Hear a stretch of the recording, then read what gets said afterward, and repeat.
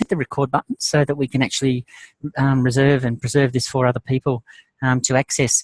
I've only got a short session planned today, and my whole focus really is just to say thank you and just to recap on some of the major themes that we had during this term, and mostly to open the floor for you, because I've actually been getting some very, very good questions from people in the forum. And look, I noticed Sarah's just popped online there, and Sarah's one of those people today. She's one of the most challenging questions that I've had, and really enjoyed answering. You can tell it also got the longest response award. So not the reputation I wanted to have. I was just thinking, oh my gosh, I wish I didn't have so many questions. No, it's exactly right. That's what we're here for, to ask them. And, you know, hopefully the answers helped. Look, let's just, we'll just go through a couple of short things before we get to the table, and just find where my mouse is going to behave itself. Okay, and look, I've doused you with poetry this term, and with philosophy, and with a whole range of, you know, the older sciences and the older arts. I mean, let's face it, science is only 150 years old. The word is only 150 years old. The practice is only 120 years old. So we're talking new technologies. In previous lives, medicine was an art.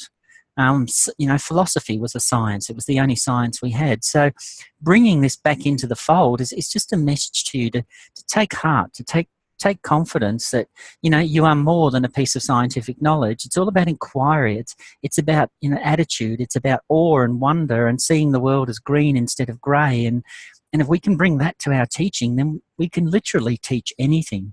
So, you know, one message from this course has been, it's not about science knowledge. It's about how to teach science that really matters. And as Oscar Wilde says, a map of the world that does not include utopia is not worth even glancing at, for it leaves out the one country which humanity is always landing. And you know, this is the principle of science teaching. You know, we do have that. Utopia is understanding. If we all have understanding, then that does minimise a lot of problems that we face. So it's been a deliberate step to bring you into a broad link between science, arts, philosophy, everything. Even, you know, we did a week on STEM also. It doesn't demean science. I think it actually opens science up. And how we walk around the world, we talked about the poet last week, John, his name slips me at the moment, the Irish poet. He talks about how we walk around the world, how we see it as just a space between us and our destination, or whether we see it as something living, breathing, and culturally alive. And these are, you know, powerful philosophies. If we can bring them to our science, we can be very effective science teachers. So I really wanted to talk about some of the stuff that came from the forum this week, because one confusion that we have, or misconception, now it doesn't cost people a pass or a fail, but it does cost some, you know, people some marks, obviously, if they're promoting a misconception.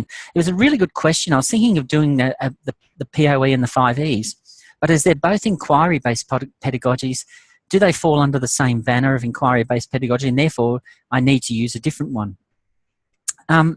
Just to take that back a step, and you know, a really, really good question.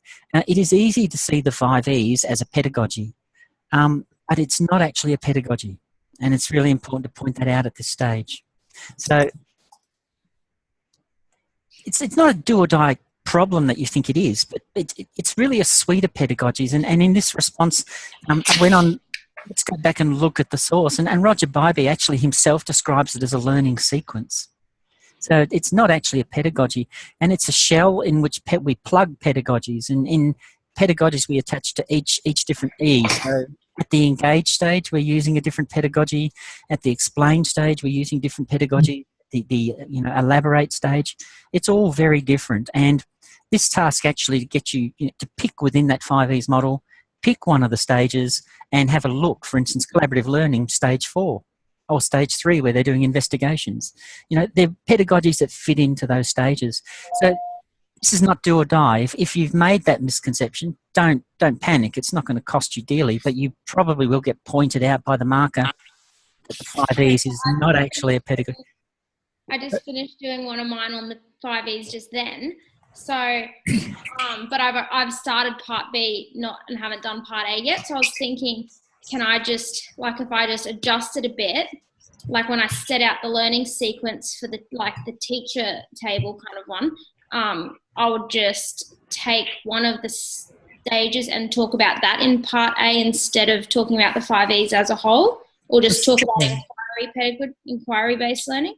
No, your first strategy was perfect. Just point to the fact that this pedagogy is embedded in the 5Es, in stage 3 of the 5Es, called, explain. And the pedagogy may involve, for instance, a web quest. And the web quest may be geared towards knowledge comprehension components of, the staying alive unit. What is something that is alive? Now, if you say that, then that actually demonstrates your knowledge of the 5Es as a learning sequence. It demonstrates your knowledge that you know what a pedagogy is. Okay, it's a way of teaching something, transmitting something to someone else. And, you're actually identified a particular pedagogy that fits into that 5Es model at a strategic stage. So it's just clarification. That's why I say to you not to panic. It's not going to cost you an arm and a leg, but it will reveal to the marker that, you could have gone a level deeper in terms of your analysis. So certainly just that would take a sentence or two to correct, Sarah, not an entire rewrite. Yep. And is that the same with the POE? No, the POE is an actual pedagogy. It's embedded, for instance, if you look at some of the Reef Guardian units, and we did look at one of those. I put one of those online, I think in week 8 or 9, and week 8, I think. And it actually has a POE task at one of the stages of the 5Es. And, of course, that's a collaborative learning task where they had to get together in a group and do an investigation, and they used POE as a pedagogical vehicle for conducting that inquiry or that investigation. So it is a pedagogy, the POE. Yeah. Whereas the 5Es is quite clearly a learning sequence, and embedded within that learning sequence are 5 stages which attract relevant pedagogies at each stage. And that's just the level of knowledge, and that's what we call high-hanging fruit. If you point that out in your assignment, great. You'll get rewarded for acknowledging that, because it's a level of knowledge demonstration above just saying it, the 5Es is a pedagogy. If you're saying the 5Es is a pedagogy, well, you're not technically wrong, but you're not technically right. And the marker will reward the extra detail. I could just say the 5Es and then say in the explore section, I could make that sort of like a inquiry topic or something like that. You absolutely explore. Yep, you could set up a science investigation, or it could be a pair web quest, or it could be a whole range of things that you could look at. Problem-based task, give them a problem and ask them to go and research it. Probably more stage 4. Okay, thank you. Yeah. So just to clarify that one, so I thought by putting up there, that might prompt a few people just to think about that. As I said, it's not life or death, it's just depth of knowledge there. And if you're on top of your knowledge framework, you would point out the difference between the 5E as a framework and pedagogy as something that sits within that framework to delivering the outcomes of that sequence. So it's just a hierarchical thing. And another really great question too, and I think it might have been you, Sarah. We're a little confused about a few things, and I saw this as a really good comment on the assessment task itself. And that's why I've put quite a long response online. You ask, is the digital task card one task with a series of optional activities? And this goes to your thinking now, from which students pick and choose what sparks their interest in order to gain learning. Or is it a set of tasks combined in one card? And as I said in my response, the answer is both. It really depends how you want to use it. So if you're using, for instance, a digital task card in the engage stage, you're sniffing around for student conceptions. So it would be very much teacher-driven. So a set of tasks, the second option there in the engage stage, combined in one card. So you'd be getting them to go through a certain amount of tasks and accumulate and demonstrate knowledge and comprehension at that early stage. In the first option there, is it a series of optional activities? Well, it definitely could be at stage 3 and 4. Or even stage 5, the evaluation stage, where you may put them into pairs or groups and get them to do an open science investigation, science research project online. So it depends what you want to do. And if you look online and have a look at my response to this in some detail, it goes to show that both those prompts are in fact right. So the question then goes on to say, is the digital task card itself interactive? Or simply a set of steps or instructions? And this goes to the point, ideally, and I'm totally with you. You raised the point here about iPads. Really, really great point. Wouldn't it be lovely to give the kids a card which actually was dynamic and interactive? Instead, what we're doing is giving them a printed piece of paper which will take them to a card that is dynamic and interactive. It may seem like a cop-out But really what we're talking about here is what will function in most classrooms in Queensland. And I must admit, I was at a school the other day where the classroom did have iPads here at Anuba. But not every school has iPads and not every classroom has iPads. So what we're looking at is reducing the technology to a really, really base level. So the idea of the digital card is not interactive, but it's going to be a gateway to take them to an interactive website or to an interactive resource. And I put up several reasons why, but some of them are learner-driven too.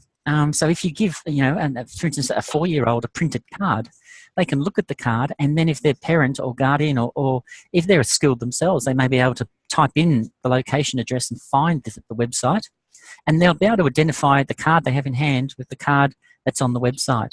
And so they've instantly got that relational context, and that's going to support their engagement rather than break away from it. Whereas if you get a kid a table with a whole series of hyperlinks in it and written text, they're probably going to spin it around and do all sorts of things, make a paper plane out of it and throw it somewhere. And even if they are clever enough to get to interactive resources, perhaps they're not going to be able to actually understand what it is a teacher would want them to do there. So they'll head off in their own direction and totally, defeat the purpose of the task. So I take your point fully. It's a great task, and I really like your thinking. The iPad is, some schools and some early learning centres are using them. They're very rare, and we need to arm ourselves with pedagogies that are robust and as reliable as the electricity and the water supply, so that we can achieve our learning goals. Would you like to comment any more on some of the points you've raised here? That they're very good. Well, I think I was mainly confused because, like it said, that it needs to contain hyperactive links and it needed to be printable. So that I was thinking, like, how are the links going to work if it's printable, but like their parents will help them go to the link when they take the card home. I think is that. Yes, it is, and this is one of the reasons why we talked about having an embedded Wix or Weebly, something that you can, or even a shared Google Doc that you can give them a nice access pathway to, where they can go and get the card in Google Docs and work from it from there. That way you've got online capacity. So, the aim here is clearly to give them a pathway to the learning. And while I agree with you, it's a perfect scenario to have them in a scenario where they're working on a digital card. They've got to get there first. And that's the whole reason why we're looking at this printable component. So, and again, getting it to match the learner's age group, make it age appropriate. And when you get them online, then you can add things like video and audio and do all the enhancements. And think about it. The first success in learning is that first step. And if they can go from a printed card to the same card online, you can imagine what happens to the learner internally, the reinforcement that gives them. They then start to get level 1 engagement. Wow, look what I've done. I'm here. I found it. And the digital card will probably get thrown away and they'll be working now on the online component. So some reasons behind that. I agree with your thinking. It's absolutely spot on and a brilliant question. And I really appreciate the way you've thought it through to that level of depth. And that's the comment I really wanted to make. What should I submit? I didn't have this question directly, so I wrote it myself. I had it in so many different formats, and here's really what ought to be going up in Moodle. So it's going to be one Word document. Although I had a student today who submitted one Word document and 2 PDFs, which they linked to and used as downloadable cards. It worked fine. It's basically one Word document. It should contain 2 distinct parts, your rationale or your reflection, and part B, your 2 digital cards. The rationale, it should identify, describe and explain and justify 2 alternate pedagogies.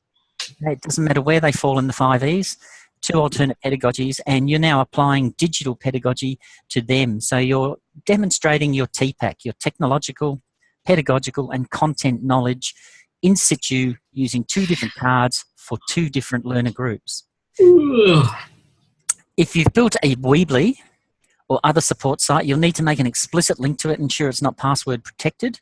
Okay, I've had a few people email me and ask me to test their site so that the marker can get in, and so far so good. Everybody's doing really, really well. Your digital card should include a card for each learner group and teacher elaborations. So in other words, someone wanted to pick this card up, your teacher elaboration really should tell them how to use it and what pedagogy to imply.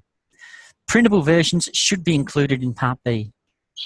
Okay, and again, we go on, one card should be for earth science, one for biological, and they should meet that requirement of targeting different learners at different ends or phases of the spectrum. And again, there's no perfect model or recipe, but that is largely what the assessment criteria is asking. So if you've met that, congratulations, you're pretty much on target. Any questions or comments around that? Oh, no, it's okay. Okay, good. All right, and finally, my own little point I want to make. Momentous weekend last weekend, particularly for women and people who love and support women and their choices. In Ireland, would anti-abortion laws have been overturned if only 4 people had voted? No, they're very likely to continue in the dark age. So let's not stay in the dark age. Can you please have your say? Can we try and get at least 50% feedback? Because the more I work with you as a learning group, the more I appreciate what you're capable of, your insights and your valued feedback, and I would just love to get access to some of it. So if you can find the time, now we're up to 21 now, which is great. But it would be great to get to that corpus of 50% so that we can have some really good data that we can analyse and improve things for the next generation of learners. Are there any comments or questions from you guys? Sounds like someone's bathed their dog there.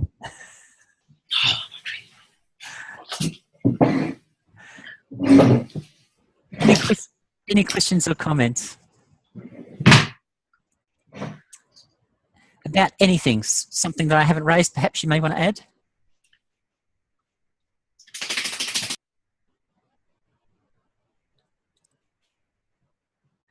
All right, on that note, can I just remind people that the assignment is due at 11:45?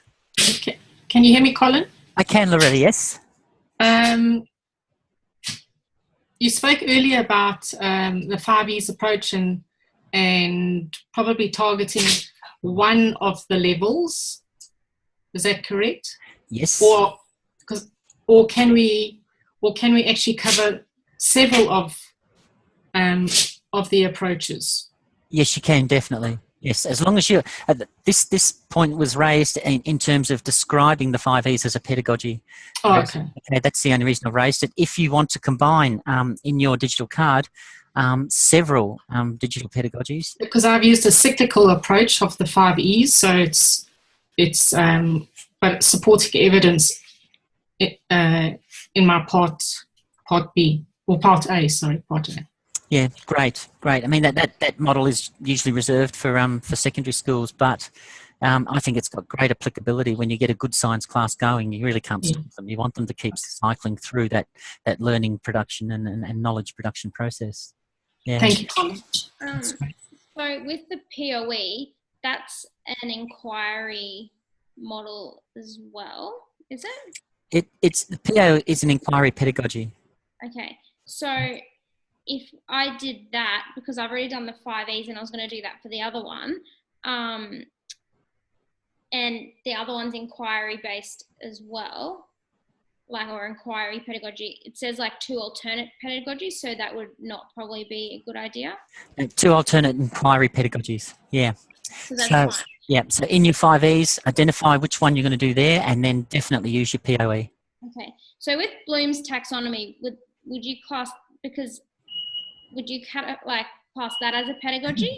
Because it looked like more of like an assessment type thing. Yeah, you're right, Sarah. It is in fact a heuristic or model, and it goes through the 6 stages of knowledge or cognition development. So we don't really treat it as a pedagogy as such, but we do impose pedagogies over the top of it. For instance, questioning.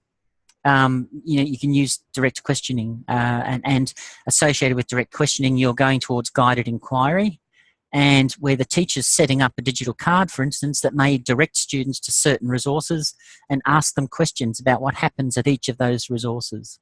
So that's a very closed inquiry. It's a direct inquiry method. And what that means is that largely the teacher is driving it.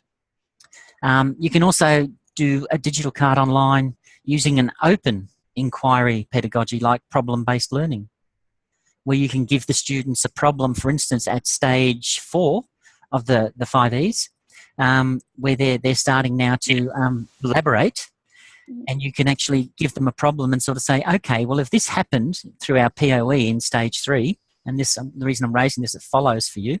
If you do POE in stage 3 in the explain stage, where they actually do an investigation using collaborative learning, and then they move into stage 4 of the 5Es, where they're now going to do an elaboration, you can actually take a different problem and apply the same scientific question to it and get them to do a problem-based approach, where they then have to identify what knowledge they know, what knowledge they don't know, and what they may need to find out and how they're going to find it out. And then they can launch into a problem-based investigation that way. Yeah. Does that make sense? Yeah, because I was like so confused before trying to think, oh, can I use Bloom's taxonomy? And every time I went to because I had all my activities and everything, and I was trying to think which pedagogy, and I was like, oh, it just doesn't seem to, so that it makes sense that it's.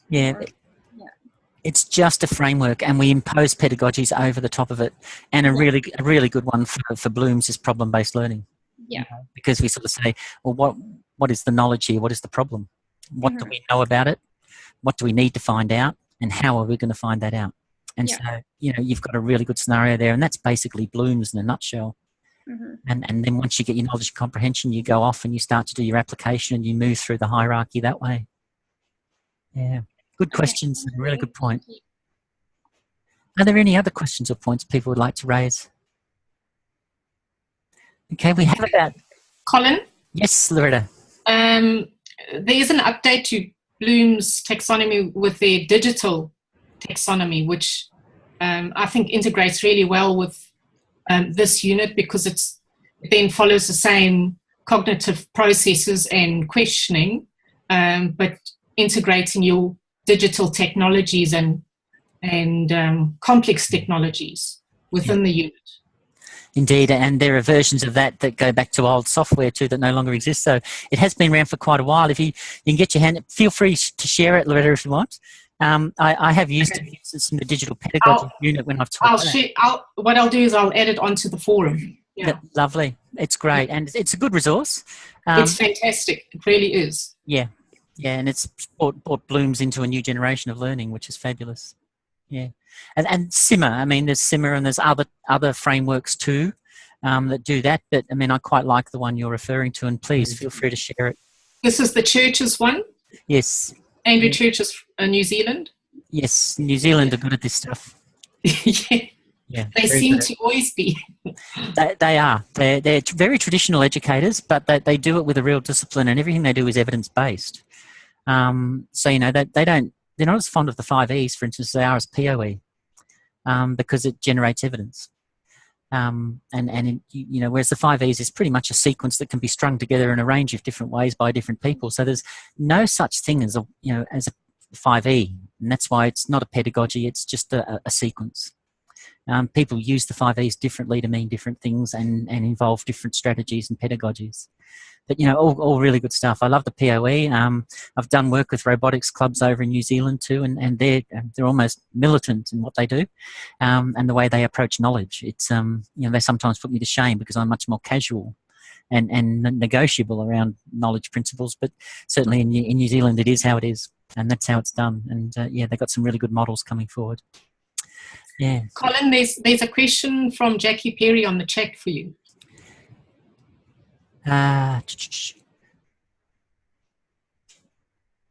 Okay.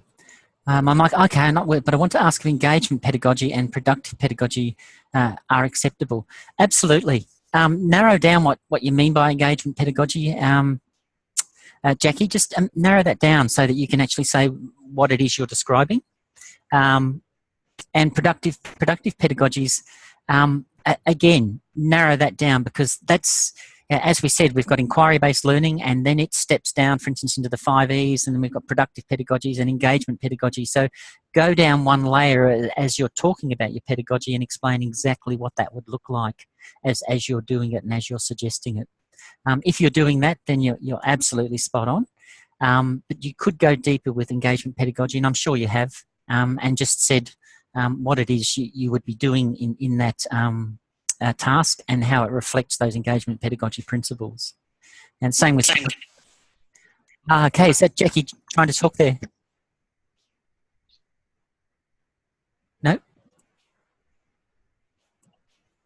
Lovely. Colin, I don't think my mic's working too well. We are hearing you, Jackie. Yep, we are hearing you. But just go a level deeper with your definition and link it to what actually is going to happen in the card, and that makes it more explicit. Engagement pedagogy is still a broad term. Productive pedagogy is a very broad term. So just narrow them down a little bit more.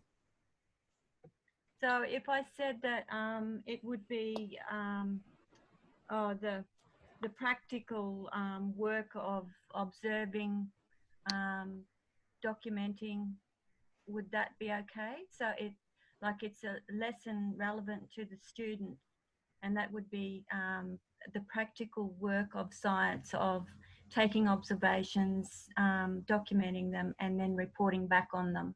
Yep, absolutely. Working scientifically. Brilliant. Yep. Yep, great.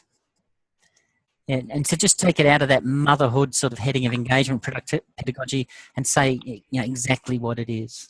Yeah, and that's much clearer for a marker to understand where you're going and what to expect. Colin, I have a question. So when I start my reflection and I say how I'm going to actually teach and how it's going to look like in the classroom, could I use my card as the example and refer back to that? Or is that wrong? That's spot on, Maxine. That's why what the card would that's why it would appear in Part B, and you could definitely just refer to Part B. Digital card 1, stage such and such, and the marker can flick back and forward to see what you're bringing to life in your discussion.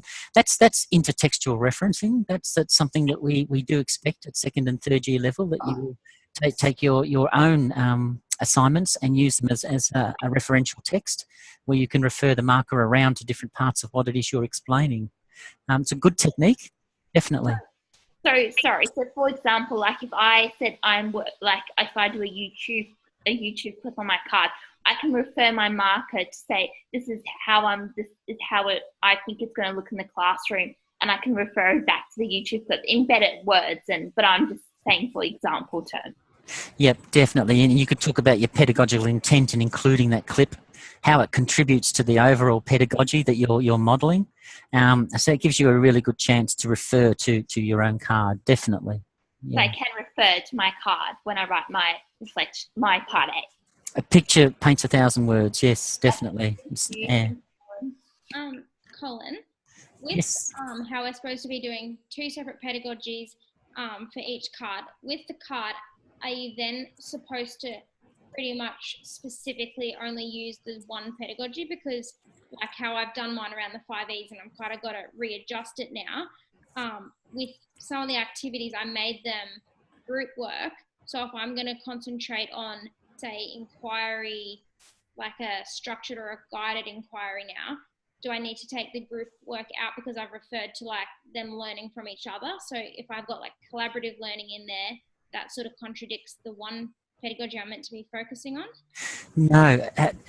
That's a really complex question. For instance, I can see what you've done now. You've come up with the 5 E's and you've actually created a learning sequence that covers the entire 5 E's. Is that correct, Sarah? Yeah, I made a learning sequence over the 5 E's, but then I made my digital task card only covering a couple of them. I think the explore and explain parts. That's fantastic. Don't change a thing. Okay. That's brilliant. And so I can still say that they're working, like they through discussion they can find this out or whatever, even though the collaborative learning isn't my focus. Say inquiry, like a structured inquiry might be my pedagogy. I can still refer to collaborative learning. Definitely, and you've got combined pedagogies there, and that's fine. So what you're doing is, you've obviously set them tasks, so it's guided inquiry using collaborative learning, and so nice combination of pedagogies. In my Part A, because I was going to do that was what I was going to do before the Part E, and that's what I'll do now is inquiry learning, and I was kind of stuck between whether I'd have it like structured or guided, because I was going to guide them with certain questions. But then they could choose which activities they wanted to do. Can you sort of combine the two, like make it an inquiry, but it's kind of in between structured and guided? Yeah, look, don't forget there are 3 types of inquiry. There's closed inquiry, where the teacher is basically saying, here is your task, here are your questions. Mm-hmm. Then you go to guided inquiry, where the teacher's saying to you, here are 3 or 4 resources. Mm-hmm. Here are some questions. What are your answers? Okay. And then you've got totally open inquiry, where the teacher basically says, this happened today in the Hubble telescope. How does that explain the Big Bang? Or how does that contribute to knowledge about the Big Bang? Okay. And off they go. You give them a collaborative task, problem-based learning. Okay, well, what do we know about the Big Bang? What do we know about the whole Hubble? What don't we know? How do we find this out? And off And they that's go. probably not suitable for the really young kids, would you say, because they don't know how to sort of keep on task? Quite possibly. It would have some constraints, but paired activities might be better for young kids. Yeah. Okay. And particularly where you give them a role Mm-hmm. in a group. Okay. Yeah. All right. Thank you. Good. Getting clearer for you? Yeah. Kind of. Yes. Yeah. Good. Thank you. Yep. Any other questions or comments? Yes, I do. So I was thinking I was done, but now I'm not so sure. Okay, so my biggest question now is that I think in part A, I've been maybe a bit too general in my writings about the pedagogy. How much connection between that and part B? So like Maxine's question was quite close to what I was going to ask, referring it back to part B. How exactly specific? So I've done learning through play and inquiry learning. I've referred to the 5 E's, but it's not all about all of the 5 E's. But I'm just not sure now. I've given a lot on how they're relevant in science learning for children and why they're really good, and then what the role would be for the children and for the teacher in the classroom. And then there's my card. Is that too general and not enough pointing to exactly what's happening in my card? No, that sounds good, Nicole. Yeah, yeah, that sounds good. Clearly, striking the balance here, I've had a question on the forum before about how many words this task should address. And you know, if someone's written 2,000 words plus or minus 10%, is that a good amount? And I think that would be more than adequate to deal with this. I mean, really what you're doing is identifying 2 pedagogies. You're then mapping how they appear and how they're used in your card, why they're used. You know, you describe how they're used, you explain why they're used, you justify their use of them. And if you've done that, then essentially you're meeting the requirements of the task. Okay, Yeah. cool. All Yeah. right, thank you. Are there any other questions or comments? I mean, this is one of the reasons why these tasks look deceptively simple. But when you sit down to analyse them, you actually think, well, wait a minute, I don't have a learner in front of me, but I'm being told to assume I do. And I've got to assume that they're at this age group and they're teaching and learning from this curriculum. So, gee, what am I going to do with this? So it really is quite a complex task. It's hard when you don't have kids or haven't done any pracs to try to imagine what a certain age is capable of. And then I try to think of, my cousin's 5, I think he could do this. Would he be able to do that by the time he's 7? Trying to imagine what they're capable of at different ages. Yes, so don't forget, Sarah, when we were 5, we were all great artists, weren't we? Yeah. When we were 7, we were great poets.